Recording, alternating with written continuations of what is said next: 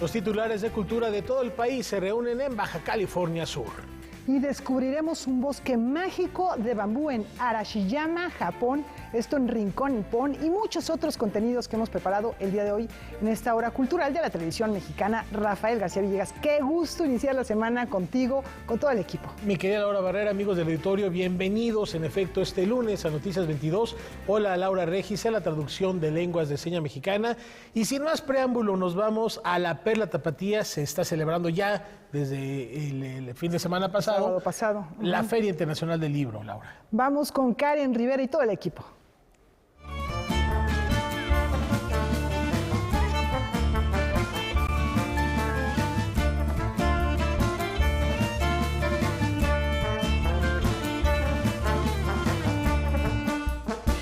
Pues en efecto, Karen, platícanos cómo arranca este festín literario allá en Guadalajara, Jalisco. ¿Cómo estás? Buenas noches. ¿Qué tal, Rafael? Muy buenas noches, Laura, amigos de Noticias 22. Efectivamente, qué gusto saludarlos en vivo desde la 37ª edición de la Feria Internacional del Libro de Guadalajara, instalados precisamente desde el viernes, y el sábado se inauguró este encuentro de ideas de una forma un tanto nostálgica, recordando a uno de los pilares de la cultura y su gestión en México, a Raúl Padilla. Vamos a ver cómo es que se mencionó a la figura del gran fundador de este encuentro de letras. Llegó la hora de poner el celular en modo film y reavivar el oficio de hacer libros y la práctica de leerlos. La 37ª edición de la Feria Internacional del Libro de Guadalajara se inauguró con la nostalgia de una ausencia, la de Raúl Padilla, su presidente, pero con la misma intención de preservar un legado que defiende la fuerza de las ideas y del conocimiento. Esta edición de la FIL es un homenaje a una cosa, a la trascendencia. Ese fue Raúl Padilla, el loco, el genio, el fuera de serie, pero también el ser humano de cuya mente nació esta feria. Como el propio Raúl hubiera querido, estos 9 días serán una gran fiesta donde siempre el libro será protagonista. Para los que saben, los que hacen como que saben y los que quieren aprender, como diría el rector de la UDG, este 2023 la FIL de Guadalajara espera la presencia de más de 600 escritores de 43 países y 33 lenguas distintas. Y la invitada de honor, la Unión Europea, traerá consigo la presencia de 70 autores de la región. Karine Panza, presidenta de la Asociación Internacional de Editores, recordó que el encuentro editorial mantiene su convicción de ser un espacio que promueve y respeta los derechos humanos. Por eso, desde este espacio cultural y del conocimiento, expresamos nuestra más profunda solidaridad con todas las víctimas de todas las guerras. Nuestros 2 pilares son promover los derechos de autor y la libertad de publicación. La libertad de publicación está amenazada de muchas maneras. En la ceremonia de inauguración le fue entregado el Premio Phil de Literatura en Lenguas Romances a la poeta Coral Bracho por su continua indagación en el peso de la palabra escrita y por responder a las maneras en las que el mundo se descubre y se nombra. La autora de Huellas de Luz aseguró que la poesía es una búsqueda vital que ahonda en la sensibilidad humana y acerca a los humanos al complejo universo que los rodea. ¿Cómo es posible que el género humano siga luchando con toda la violencia imaginable contra sí mismo? ¿Cómo es posible que se sigan aceptando y fomentando las guerras, que se siga lucrando con ellas? ¿Y cómo se siguen imponiendo y se siguen aceptando gobiernos que atentan contra la libertad y la vida de aquellos a quienes gobiernan y de aquellos a los que quisieran gobernar? Llegó la FIL, llegó la edición 37 y con ella la oportunidad de visitar las obras que deben ser leídas y que no son conocidas en México, la oportunidad de pensar en el otro, en el de la Unión Europea, de conocer su idioma, su arte y su folclore.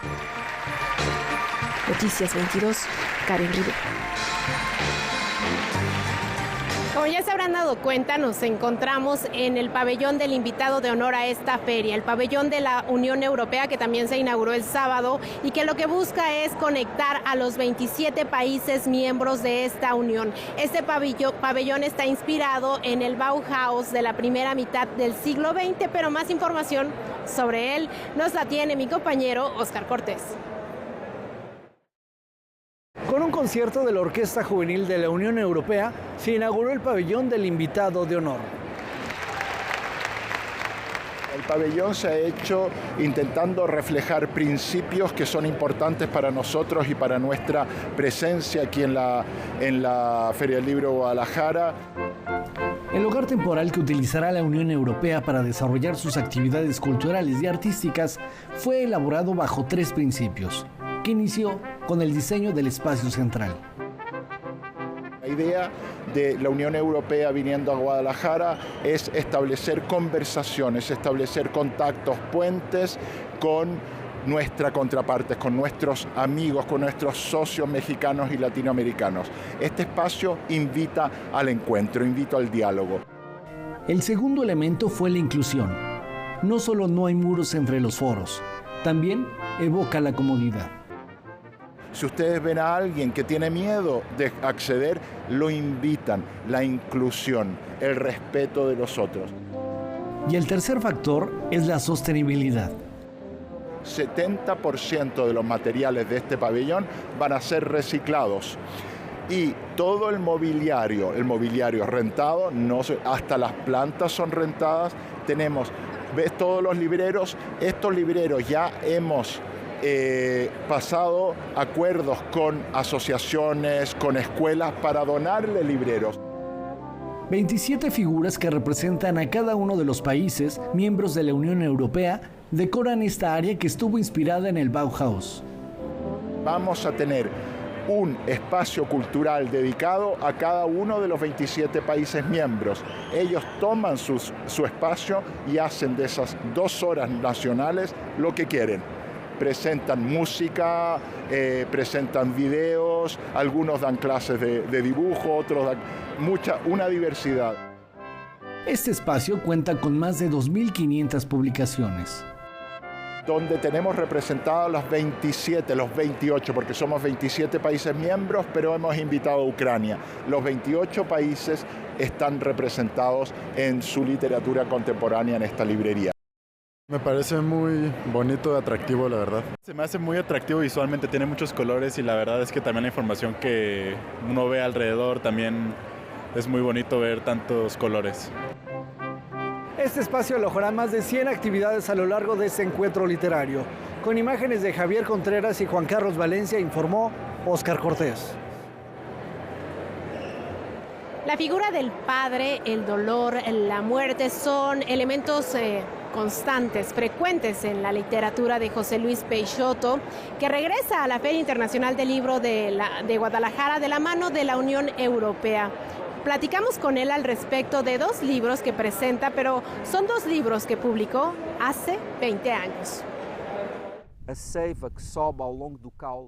Escribir un libro requiere un trabajo personal e íntimo. Eso lo sabe muy bien José Luis Peixoto, autor portugués que asegura que la libertad literaria es un desafío que exige esfuerzo. 2 décadas después de presentar por primera vez su novela Una casa en la oscuridad y su poemario La casa, la oscuridad, que fueron parte del mismo concepto y que tuvieron como protagonistas a la familia, Peixoto defiende su actualidad y los trae nuevamente juntos a Guadalajara. La literatura no tiene tantos temas cuanto imaginamos, o sea, muchas veces buscamos distintas maneras para hablar de un grupo muy reducido de temas.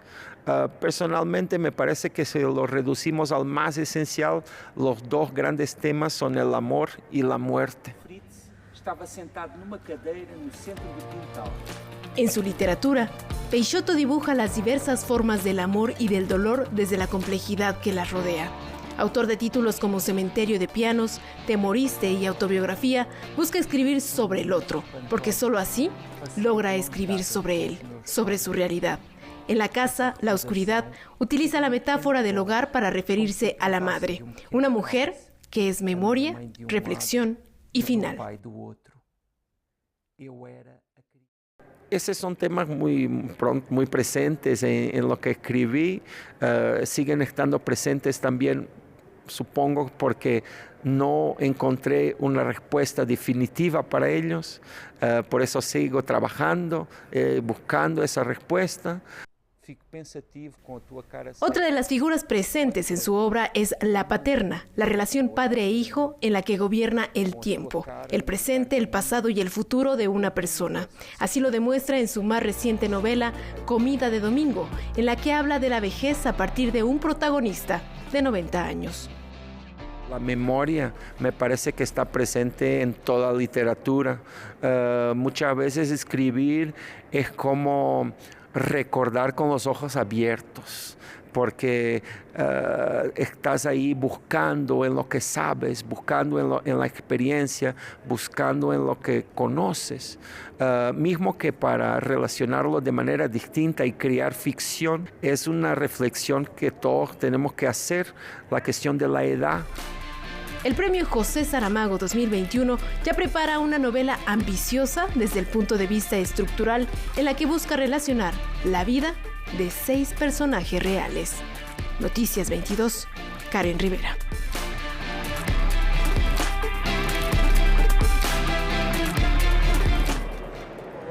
A la escritora Chloe Gong le gustan las historias de misterio que van más allá de la tragedia. Las historias que les gustan a los jóvenes que visitan esta FIL. Rodrigo Peredo platicó con ella y esto es lo que le dice. Después de sus 2 bestsellers, Placeres Violentos y Finales Violentos, Chloe Gong presenta en México Vil Dama de la Fortuna. Siendo una incansable lectora, con apenas 13 años de edad, supo que entregaría su vida a las letras. I grew up in suburban New Zealand. There's not much to do there. So I loved reading because it opened up so many new worlds. And I just really loved being able to create something out of nothing, essentially. It's like playing invention with your words. Plumas como la de Cassandra Clare o Veronica Roth marcaron a Chloe en su etapa adolescente. De alguna manera sembraron en ella una cierta inquietud por construir sus propios universos. When I first started, these stories were just for me. You know, I was motivated to dream up the worlds that I wanted to live in. And the more that I do write, a lot of it is in conversation with my readers, in conversation with modern society in a way. I had written maybe 8 books before that because it was just something I spent all my free time. Ahora, en Vil Dama de la Fortuna, el inicio de su nueva biología, volveremos a Shanghai para seguir los pasos de Rosalind Lang. She was a little bit of a bad guy. We didn't really like her. And when I started writing this book, it was so much a mission of redemption. I wanted to, present a teenage girl who has made mistakes, but it's not the end of the world. There is still more story to come, and there's more, redemption to be found in that. Para escribir esta pieza de corte histórico, Gong tuvo que adentrarse y hacer un profundo análisis del pasado. En el Shanghai de los años 30, muertes extrañas en diferentes puntos levantaron sospechas de una posible conspiración del imperio japonés. En esta aventura con espías, identidades falsas y misterio, encontraremos un reflejo de nuestro presente, a decir de la autora. I think fiction is so important when it comes to understanding humanity in general. History is cyclic. What has happened before will continue to happen again. Understanding history and then bringing very real stories from the past, it helps us empathize with one another and think, okay, well, actually, this person, even if they belong to a different group, is just like me. We are all human at the end of it. Placeres Violentos, Finales Violentos y Vil Dama de la Fortuna se pueden conseguir en la colección de Gran Travesía de Editorial Océano.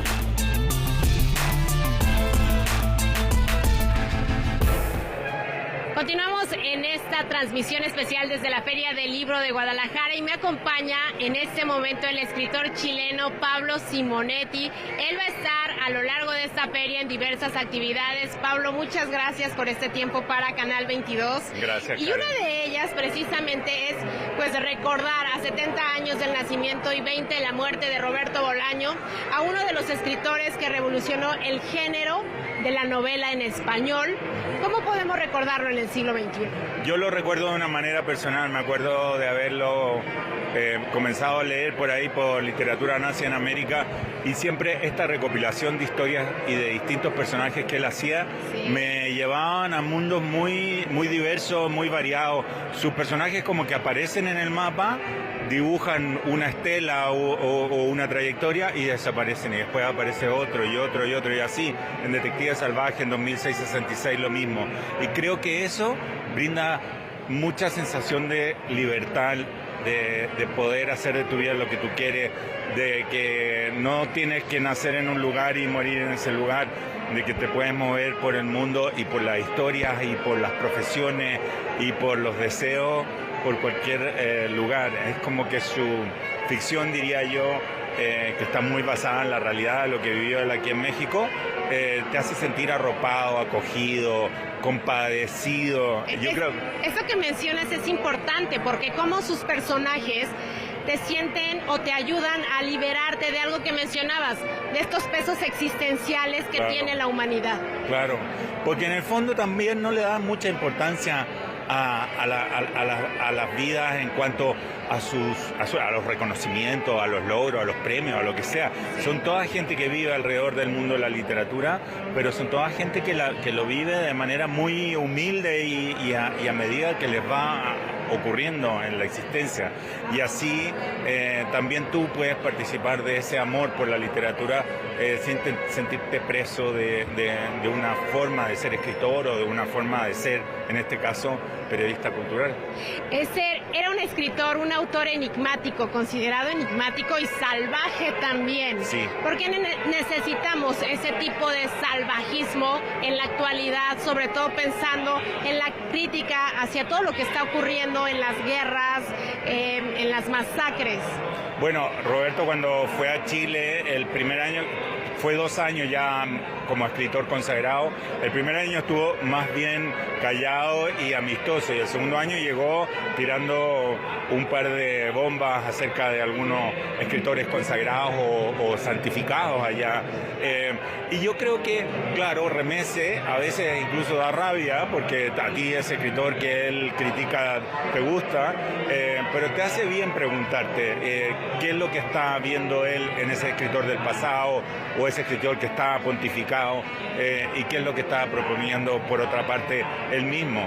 Yo creo que a Roberto le pasaría hoy con los escritores jóvenes de 25 que lo estarían cuestionando, y él también yo creo que estaría respondiendo. Era un hombre, por una parte, muy afectivo y muy simpático, diría yo, pero por otra parte vivía como acorralado en una especie de guerra literaria. Y ahora que hablas, que mencionas la palabra hombre, Pablo, nos queda poco tiempo. Tú vas a estar también en una mesa sobre las nuevas masculinidades y presentas esta novela también. Hablamos en Desastres Naturales, vamos a hablar de Desastres Naturales, que es una novela sobre hombres en una familia, y cómo todos ellos tienen la dificultad de enfrentar sus sentimientos, de expresarlo, de reunirse digamos, en la vulnerabilidad y no siempre en esta fachada de fuerza, a la que los tiene acostumbrado el machismo en el que viven, ocurre en los años 70 y 80.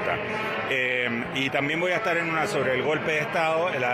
Esta de Nuevas Masculinidades es la FIL Joven, es el jueves a las 11. También voy a estar en una sobre el golpe de Estado el jueves a las 7 de la tarde con María José Navia, que los dos libros hablan de eso, de la mirada en retrospectiva al golpe de Estado y todos los efectos que tuvo en nuestra sociedad. Y como son 20 años de la muerte de Roberto y ya son 50 años del golpe de Estado, también está Madre que está en los cielos, que yo la publiqué hace 20 años, poco después que Roberto muriera. Pues, bueno, vaya que hay propuestas. Muchas gracias, Pablo. Gracias por tu tiempo en este set. Y bueno, continuamos la conversación ahora con la presentación de los ganadores del tercer concurso iberoamericano de cuenta y novela Ventosa Arrufat y de la Fundación Elena Poniatowska. Los ganadores del tercer concurso iberoamericano de cuento y novela Ventosa Rufat y la Fundación Elena Poniatowska Amor llegaron a la Feria Internacional del Libro de Guadalajara y yo tuve la oportunidad de conversar con algunos de ellos. La obra de los 10 autores ganadores en la categoría de cuento se publica en la antología Siempre estás en la luna cuando te hablo. Blanca Elena Rivera del Río, Marxitania Ortega y Ares Naim Mejía Alcántara muestran su imaginario en los textos Fragmentarás tu cuerpo, Restauración y Brillos en los ojos, respectivamente.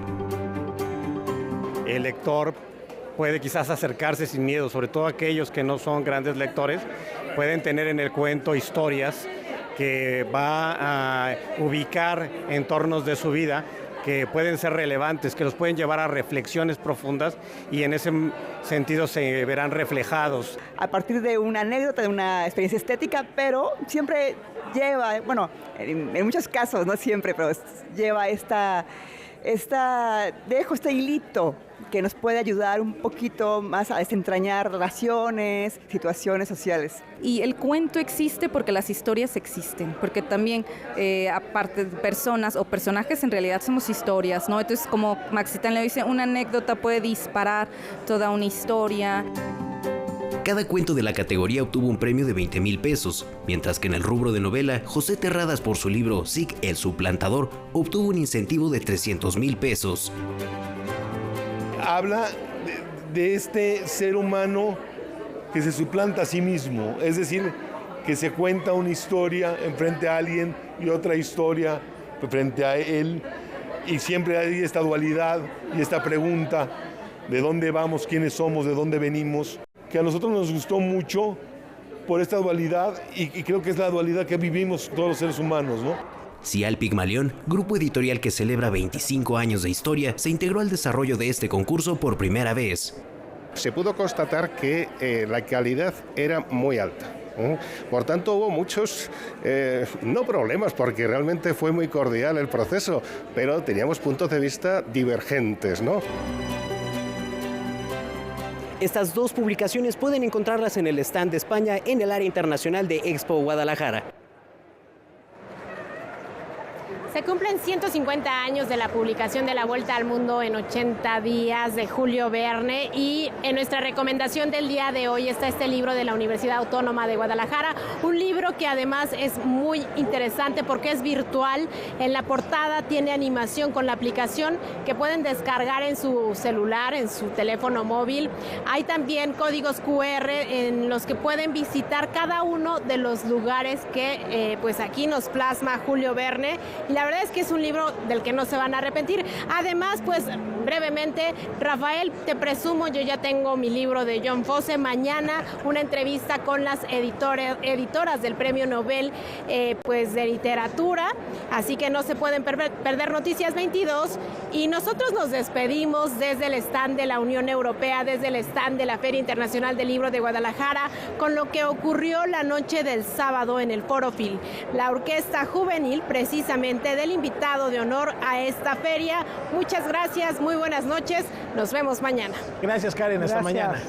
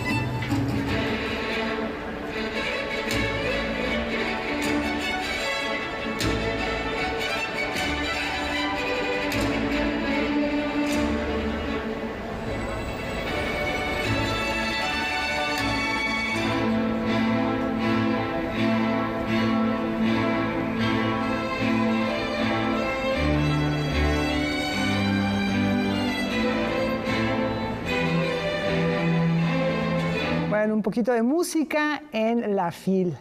Y bien, los titulares de cultura de todo el país se reúnen en Baja California. Vamos a ver más.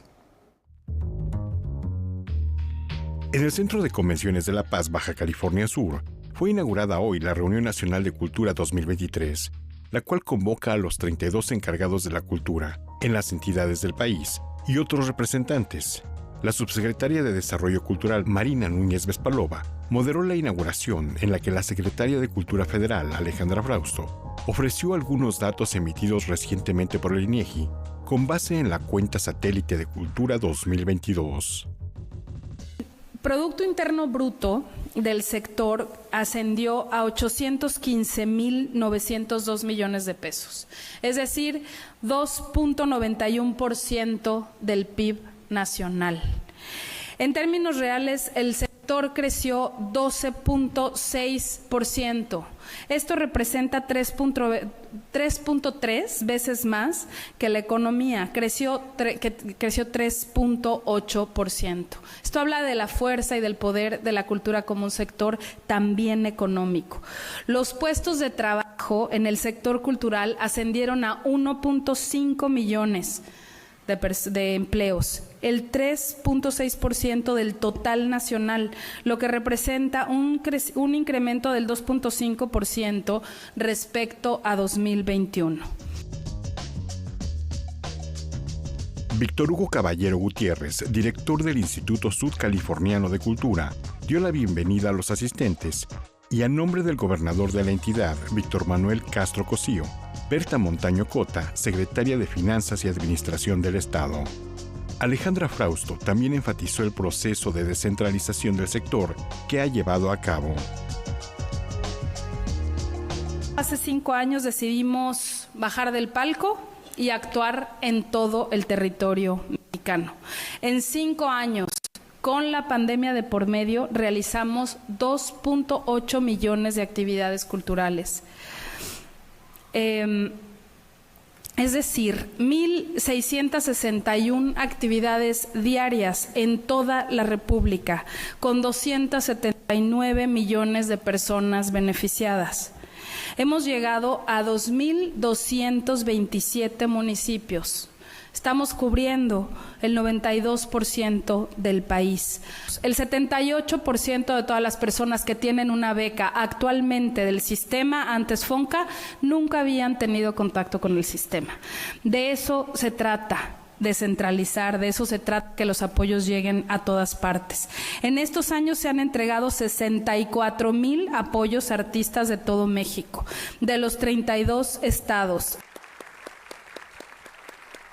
La Reunión Nacional de Cultura 2023 continuará hasta el día de mañana en La Paz, Baja California Sur.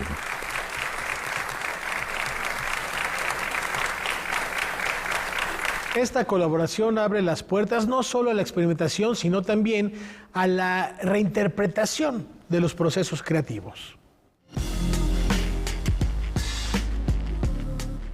Bajo la firme convicción de que el trabajo que desarrollan artistas y artesanos no son actividades disociadas, sino campos creativos hermanados por la imaginación y el talento, surgió hace ya 14 años la Bienal Artesano entre Artistas, un encuentro que estimula la colaboración entre artistas y artesanos para la creación de obras originales que combinan lo mejor de ambos mundos.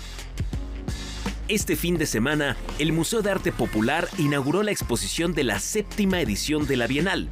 Uno de los binomios creativos que participa en esta ocasión es el que integran la artista Mónica Iturribarría y la maestra artesana Adelina Pedro Martínez, ambas provenientes del estado de Oaxaca. Nosotros tratamos de que su arte con el mío se mezclara y que al momento que la gente lo vea, incluso piensan que todo es barro, pero también tiene textil, ¿no?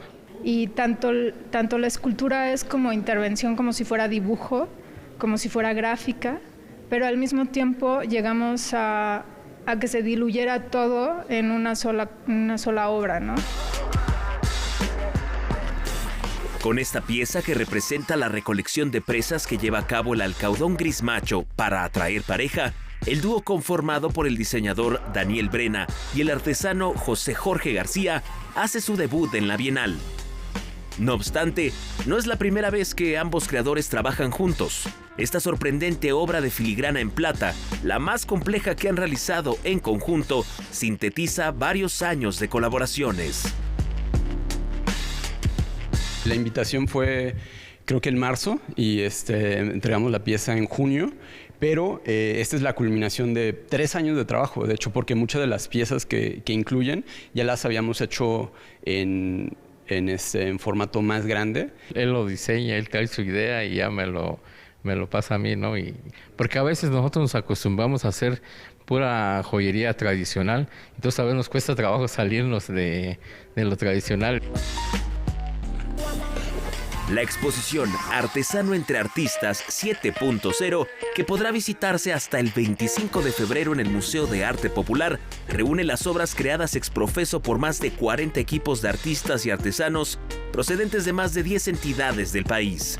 Barro, cerámica, textil, fibras naturales y cartonería son algunas de las ramas artesanales que predominan en esta edición. Noticias 22, César H. Meléndez. Artes visuales y música en unos instantes. Esto es Noticias 22, ya volvemos.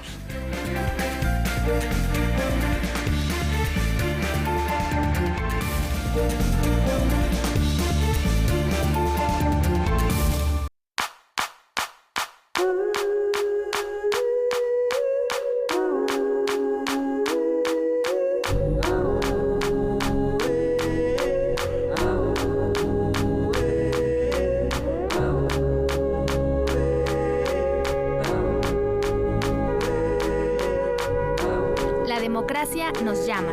Este 2024, las elecciones son nuestras. Vota CDMX, Instituto Electoral Ciudad de México. Quiero lo mejor para México. Más oportunidades. Que podamos jugar y sentirnos seguros. Más empleo y bien pagado. Necesitamos de ustedes para que a México le vaya muy bien. ¿Ya tienes tu INE? A tus familiares y a tus amistades que viven en el extranjero, recuérdales que tramiten su INE y se registren para votar. Tienen hasta el 20 de febrero. En las próximas elecciones es importante que su voz sea escuchada. Mi INE es mi voz en México. INE. Cuando en los gobiernos priistas impulsamos el turismo, no pensamos en el partido, pensamos en México. Cuando construimos la red de carreteras más amplia de América Latina, no pensamos en el partido, pensamos en que tengas una mejor conectividad. Cuando creamos el Infonavit, no pensamos en el partido, pensamos en tu patrimonio. Cuando creamos el sistema de becas para estudiantes, no pensamos en el partido, pensamos en tu superación. No somos perfectos, pero damos resultados y sabemos gobernar. PRI. En el pasado se utilizaban los programas sociales a cambio de votos. Había intermediarios y mucha corrupción. Con la transformación, los programas se convierten en derechos. La pensión adulto mayor y las becas para jóvenes de preparatoria son universales. Mi sueño es que todos los niños y niñas que van a escuela pública tengan una beca, como lo hicimos en la Ciudad de México. Seguimos avanzando, con honestidad, resultados y amor al pueblo. Claudia Sheinbaum, presidenta, por la candidatura de Morena. Cuando en los gobiernos priistas impulsamos el turismo, no pensamos en el partido, pensamos en México. Cuando construimos la red de carreteras más amplia de América Latina, no pensamos en el partido, pensamos en que tengas una mejor conectividad. Cuando creamos el Infonavit, no pensamos en el partido, pensamos en tu patrimonio. Cuando creamos el sistema de becas para estudiantes, no pensamos en el partido, pensamos en tu superación. No somos perfectos, pero damos resultados y sabemos gobernar. PRI. Soy Clara Brugada. Nací en la Benito Juárez. Estudié economía en la UAM. Allí nació mi convicción de combatir la pobreza. Crecí en la lucha social, caminando con el pueblo, trabajando por el bienestar de las familias. He sido legisladora y goberné Iztapalapa con honestidad y resultados. Y quiero seguir transformando a la Ciudad de México. ¡Arriba, corazón! Clara Brugada, precandidata única a jefa de gobierno. Morena, la esperanza de México.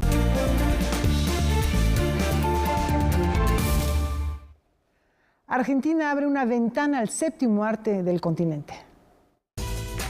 Hoy dio inicio Ventana Sur 2023, el encuentro para proyectos audiovisuales más importante de Latinoamérica, constituido no como un festival, sino como un mercado de cine. O sea, acá sucede como en los mercados de cualquier cosa, de frutas, que viene gente a ofrecer proyectos, viene gente a ofrecer también películas terminadas, pero con otros fines, no tanto de exhibición, o sea, no es que haya público general, ni, por ejemplo, crítica especializada, o sea, vienen productores, agentes de ventas, distribuidoras, sobre todo de Latinoamérica, y también instituciones públicas y gente como particular, pues que tiene películas, pero en desarrollo. Por supuesto, no podía faltar la participación de nuestro país, que contará con 26 producciones en distintas secciones, desde largometrajes, series y videojuegos. No todas están terminadas, de hecho muchas vienen justo a buscar finalizar esos proyectos. Por ejemplo, en Doc Sur, bueno, hay 2 proyectos mexicanos que son Los Mariachis Perdidos de Francisco Ogem y La Primavera de los Anacoretas de Andrés Kaiser. Ellos creo que van a estar justo pitchando sus documentales en este espacio que se llama Doc Sur. Se busca que las producciones mexicanas tengan más posibilidades de exhibición y distribución en otros países, a través de charlas donde se exponen las ventajas de coproducir con México y los fondos destinados a la coproducción internacional. Desde el IMCINE estamos como con un stand en la avenida de negocios del mercado, ¿no? De Ventana Sur, justo como teniendo nosotras también reuniones con diversos actores internacionales para promocionar el cine mexicano y estos proyectos audiovisuales, pero también como acompañamiento a la delegación que está mexicana que está presente en el mercado. El encuentro tendrá lugar hasta el 1 de diciembre en Buenos Aires, Argentina, donde además se proyectarán fragmentos de 17 películas de cineastas indígenas y afrodescendientes. El mercado también pues ha ido evolucionando conforme los años y pues al final hay proyectos mexicanos en todas, ¿no? O en casi todas las secciones del mercado, lo cual es muy saludable de nuestra industria y también como del festival y de la importancia que encuentran los proyectos mexicanos en este mercado. Noticias 22, Alfonso Popoca. En Noticias 22 seguimos en sintonía con la campaña internacional 16 días de activismo contra la violencia de género. La violencia contra las mujeres es un problema mundial y que se ve altamente reproducida en México. Cada 25 de noviembre se conmemora el Día Internacional de la Eliminación de la Violencia contra la Mujer y posteriormente se llevan a cabo 16 días de activismo. La violencia nunca sucede de forma aislada o una sola vez. Desafortunadamente la violencia en la Ciudad de México, la gran mayoría de casos se vive dentro de las familias, por nuestras parejas, nuestras exparejas, incluso tíos, padres, abuelos. No es de extraños.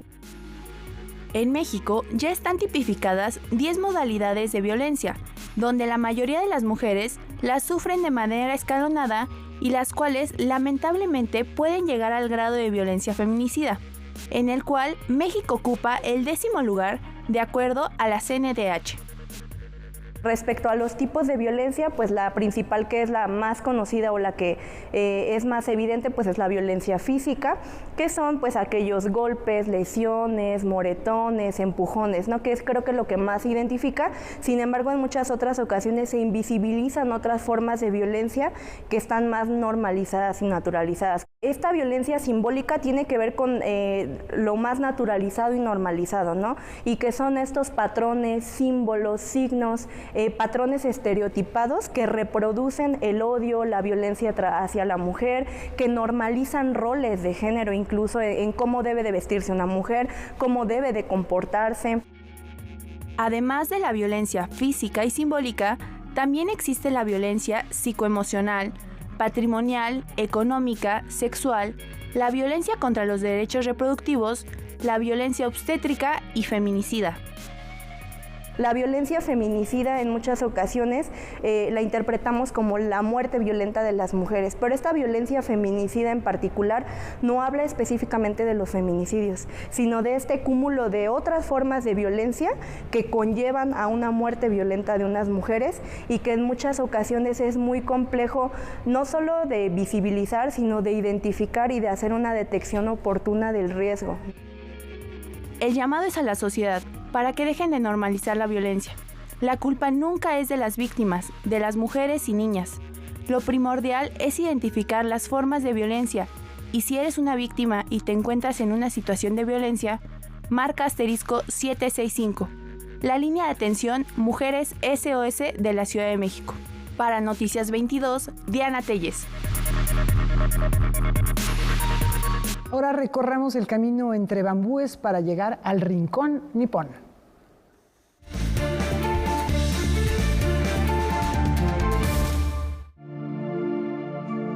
Konnichiwa amigos, yo soy Miri Murasaki y les doy la bienvenida a Rincón Nippon.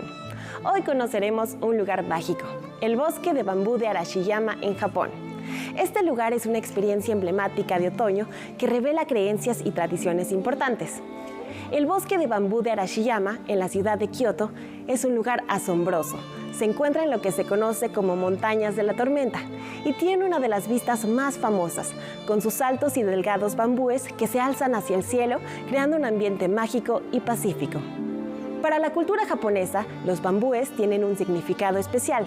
Representan la longevidad y la resistencia, ya que son conocidos por su capacidad para crecer rápidamente. La vista al bosque de bambú es a menudo un acto de meditación y reflexión, en busca de paz y serenidad en medio de la naturaleza. Dentro del bosque, lo que se conoce como el Camino Arashiyama, se encuentra un sendero de bambúes, que al caminar se puede apreciar cómo se elevan sobre los visitantes, creando un pasillo natural. Además, se pueden escuchar el susurro de los troncos de bambú chocando suavemente entre sí, lo que le ha dado el puesto merecido entre los 100 paisajes sonoros de Japón, por parte del Ministerio de Medio Ambiente de dicho país. En este lugar también se encuentra el famoso Sagano Romantic Train, que es un tren que serpentea a través de un hermoso paisaje, incluyendo el bosque de Arashiyama. Macacos japoneses en el Parque de Monos de Arashiyama, descansando en las aguas termales, también son una atracción famosa cerca de este bosque. Al final del recorrido de bambúes, se pueden disfrutar magníficas vistas del Kameyama Koen, con la caída de las hojas rojizas características del otoño. Festivales, templos, ryokan, posadas tradicionales japonesas, al igual que el famoso Okochi Sanso-Villa, hogar del fallecido actor de cine mudo Tenjiro Okochi, son lugares que vale la pena visitar. Yo soy Miri Murasaki y nos vemos a la próxima por Rincón Nippon. ¡Sayonara! Sayonara, Miri, arigato. Y ahora les platicamos cómo cerró la edición 2023 del Festival de Nuevos Medios. Este fin de semana llegó a su conclusión la 8ª edición del Festival Internacional de Cine con Medios Alternativos, encuentro enfocado en nuevas narrativas audiovisuales, cine de vanguardia y las tecnologías que están revolucionando la industria. El festival es un evento donde convergen las nuevas narrativas audiovisuales y las nuevas, digamos, tecnologías, enfocadas todo en cine, en narrativas transmedia, en realidad virtual, en uso de dispositivos móviles, en series web. El festival tuvo lugar del 18 al 26 de noviembre en casi 20 sedes de la Ciudad de México, donde se proyectaron más de 140 películas y proyectos audiovisuales diversos. Por segundo año consecutivo, el evento estuvo dedicado a la inteligencia artificial, un tema tan amplio y complejo que requirió 2 ediciones de análisis y reflexiones y una decena de talleres, conferencias y mesas redondas. Este año se enfoca en el humanismo, en la ética y la gobernabilidad y todo su impacto en las industrias creativas como el cine y en otras áreas, ¿no? La ceremonia de clausura se realizó la noche del sábado en el Centro de Cultura Digital. Allí se dieron a conocer los ganadores de las secciones Internacional, Mexicana y New Media. En esta última se reconocieron trabajos transmedia y series web, así como proyectos con inteligencia artificial, realidad virtual y video 360. La verdad estamos muy satisfechos. Aumentamos los días porque era necesario. Era necesario hacerlo en 7 días, más o menos. No, casi 8 días, que cuando siempre hemos ido 5. Pero era tal cantidad de materiales que hay que proyectar que era muy difícil para nosotros. De las 46 películas en competencia, 25 fueron mexicanas, lo que refleja el interés que existe en nuestro país por incursionar en estos nuevos medios. Noticias 22, César H. Meléndez. Él nos dejó claras instrucciones para vivir en México, pero también estaba consciente de estas ruinas que ves.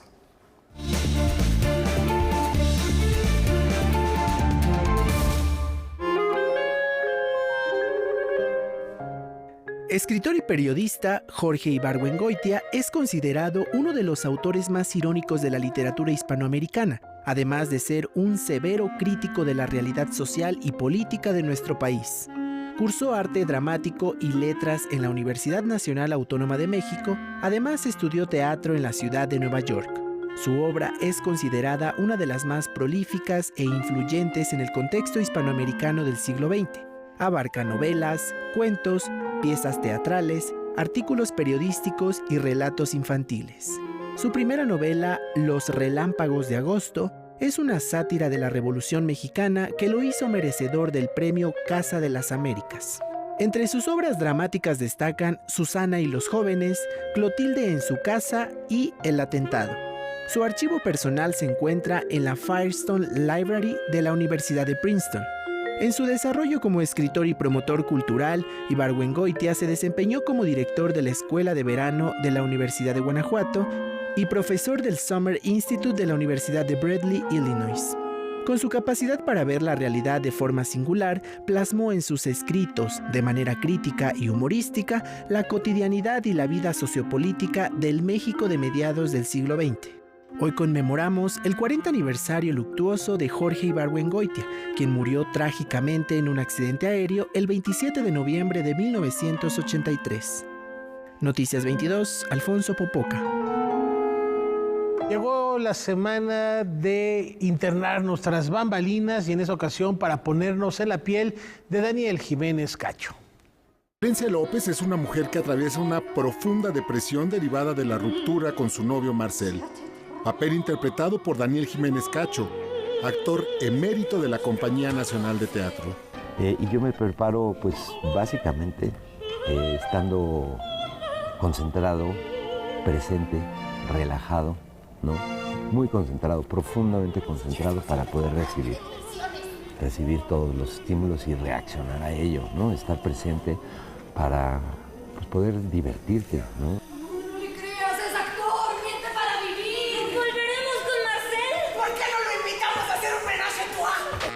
Se formó como actor fundamentalmente en la Universidad Nacional Autónoma de México y complementó su formación en Francia e Italia, donde estudió arte dramático, danza y canto. ¡Acabas de recitar a Shakespeare! ¡No! ¡Sí!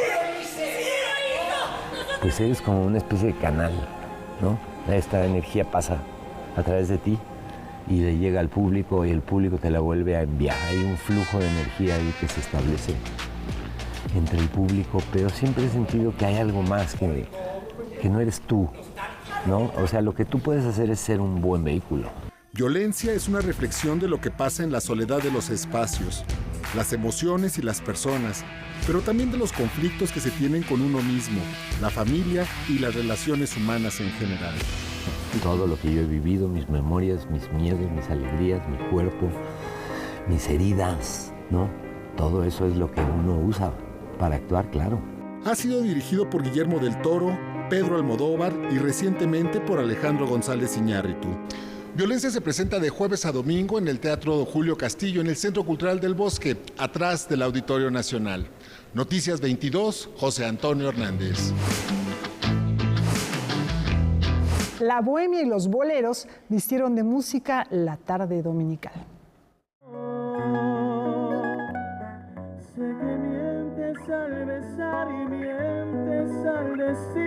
La tarde del domingo, el vestíbulo de la Casa Miguel Alemán, en el Complejo Cultural Los Pinos, resonó con las composiciones de Luis Demetrio, Consuelo Velázquez y Agustín Lara, entre otros. Era el trío Atracción Romántica que deleitaba al público asistente dentro del ciclo Tardes de Boleros. El bolero viene de Cuba o Puerto Rico, que hay una controversia ahí, pero bueno, viene de esos lados del mundo, llega por Veracruz o por Yucatán incluso, y se desarrolla totalmente el formato del trío con las 3 voces, el requinto, guitarras, aquí en México, a partir del trío Los Panchos. Y bueno, pues de ahí nace también el gusto y nuestra referencia, son nuestra referencia para hacer esta agrupación de Atracción Romántica. Es mi ansiedad que haces un placer de las penas que tu orgullo forjan para mí. Originarios de la Ciudad de México, Atracción Romántica se conformó a inicios de 2020 con el impulso de los hermanos Jiménez. Una generación más que se suma a la ejecución de un género que prevalece por un sentimiento humano. Principalmente el romanticismo. Es algo que venimos escuchando de generación en generación y bueno, pues yo creo que ya es parte del ADN de todos los latinos, no nada más mexicanos, sino también los latinos en general. Entonces eso es lo que hace que prevalezca este género, que no muera, que sea pues eterno. Noticias 22, Víctor Gaspar. Este certamen de belleza está dispuesto a romper todos los paradigmas. Históricamente, los concursos de belleza, incluido Miss Universo, han tenido diferentes normativas y requisitos a lo largo del tiempo. Las reglas y criterios pueden evolucionar para reflejar cambios en las percepciones culturales y sociales. Anteriormente, las reglas no permitían que las concursantes tuvieran hijos, tatuajes, que estuvieran casadas o divorciadas y que no fueran biológicamente mujeres. En cambio, la edición 2023 permitió a delegadas como la de Nepal ser plus size, mujeres transgéneros como las representantes de Países Bajos y Portugal, casadas y con hijos como Miss Colombia y Guatemala. Ya en 2021, Miss Filipinas lució su tatuaje en el antebrazo. Otra nueva regla es que eliminará para 2024 el rango de edad que actualmente fluctúa entre los 18 y 28 años. Los criterios que se tienen en cuenta para elegir a la nueva Miss Universo son la facilidad de palabra, desenvolvimiento, conocimiento, personalidad, presentación, vestuario, dominio de escenario, expresión, carisma y actitud, además de los votos de los televidentes. Para Noticias 22, Nicole Rubio. Ya nos vamos a hacer un viaje musical al Renacimiento. Vamos a recordar al compositor franco-flamenco Guillaume Dufay, quien murió el 27 de noviembre de 1474. Rafa. Una de las figuras más representantes de la música de Borgoña en el siglo XV, la mitad del siglo XV, la segunda mitad, quien fue el primer compositor que se conoce, compuso un requiem. Tenía muchas cantatas, desafortunadamente muchas de ellas han perdido muchas misas, entre ellas la misa de difuntos, la misa de requiem, pero tiene canciones hermosas que prevalecen hasta nuestros días y se volvió, insisto, un parteaguas para la música que después formaría la creación barroca. Así lo recordamos esta noche y nos vemos mañana. Hasta mañana, muy buenas noches.